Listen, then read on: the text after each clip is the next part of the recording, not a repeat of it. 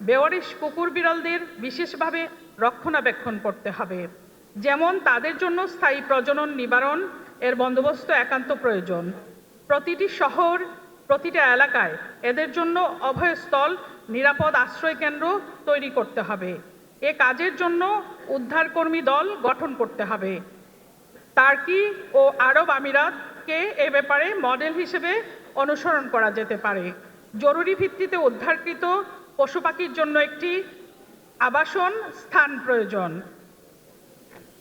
আরেকটি অতীব প্রয়োজনীয় পদক্ষেপ নিতে হবে, অভিজ্ঞ প্রাণী বিশেষজ্ঞ ও চিকিৎসককে উপযুক্ত প্রশিক্ষণের মাধ্যমে গড়ে তুলতে হবে। বর্তমানে বাংলাদেশে যারা পশু বিশেষজ্ঞ ও চিকিৎসক আছেন তা অধিকাংশ গবাদি পশুদের জন্য। কৃষিকাজ ও দুধ, মাংস এসবের উৎস হিসেবে গরু, ছাগল, মহিষ, মুরগি, হাঁস এদের জন্য। কৃষি বিশ্ববিদ্যালয়ে শিক্ষার বাইরে দরকার আরও বেশি ভেটেরিনারি কলেজ ও প্রশিক্ষণ কেন্দ্রের। যুক্তরাজ্য, চীন এর অনুকরণে বিরাট ব্যাপক শিক্ষা প্রতিষ্ঠান ও বিশ্ববিদ্যালয় স্থাপন করা যেতে পারে। সরকারিভাবে বিদেশি স্কলারশিপের আয়োজন করা যেতে পারে, যাতে প্রাণীবিদরা বিদেশ থেকে উন্নত মানের জ্ঞান প্রজ্ঞা আহরণ করে আসতে পারে। আন্তর্জাতিক সেমিনার এর আয়োজন করা যেতে পারে, যাতে আলোচনা পর্যালোচনার মাধ্যমে আরও উঁচু মানের দৃষ্টিভঙ্গি অর্জন করা যেতে পারে। পোষ্য প্রাণীদের জন্য আন্তর্জাতিক মানসম্পন্ন চিকিৎসা কেন্দ্র স্থাপন অতিশয় আবশ্যকীয়, কিন্তু চিকিৎসা খাত ব্যয়বহুল না হয় সেদিকে দৃষ্টি দেওয়া একান্ত দরকার বলে মনে করি।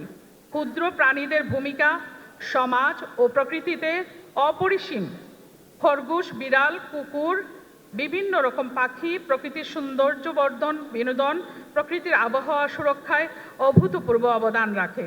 গৃহপালিত পোষ্য প্রাণীদের আনুষঙ্গিক সরঞ্জাম, চিকিৎসা সামগ্রী, খাদ্য ইত্যাদির জন্য দেশে শিল্প প্রতিষ্ঠান গড়ে তোলা দরকার। বিদেশ থেকে আমদানি সামগ্রী সবসময় সুবিধাজনক হয় না। নিজের চেষ্টাতেই উৎপাদন করা শ্রেয়তব্য। নিজস্ব বাংলাদেশি উৎপাদিত এই সকল দ্রব্য বৈদেশিক মুদ্রা বাঁচাতে সাহায্য করবে। পশু চিকিৎসকদেরকে সম্মানজনক পদবি দেওয়া দরকার। তার জন্য অবশ্যই তাদের মতামতকে প্রাধান্য দিতে হবে।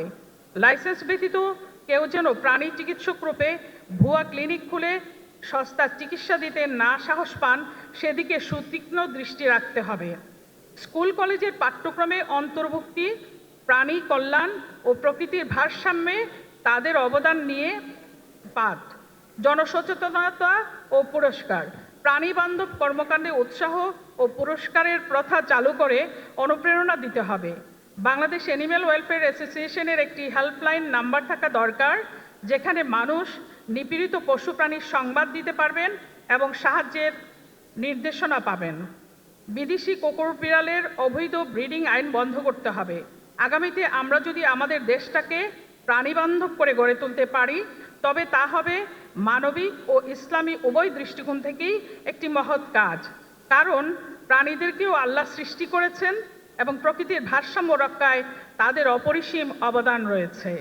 রাসূলুল্লাহ সাল্লাল্লাহু আলাইহি সাল্লাম বলেছেন, সমস্ত সৃষ্টি আল্লাহর পরিবার, আর আল্লাহর কাছে সবচেয়ে প্রিয় সেই ব্যক্তি যে তার পরিবারের প্রতি সবচেয়ে বেশি উপকার করে।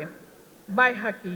অতএব অবলা জীবের প্রতি দয়া, মমতা ও যত্ন প্রদর্শন করা শুধু মানবিক কর্তব্য নয়, বরং আল্লাহর নৈকট্য অর্জনের অন্যতম পথ।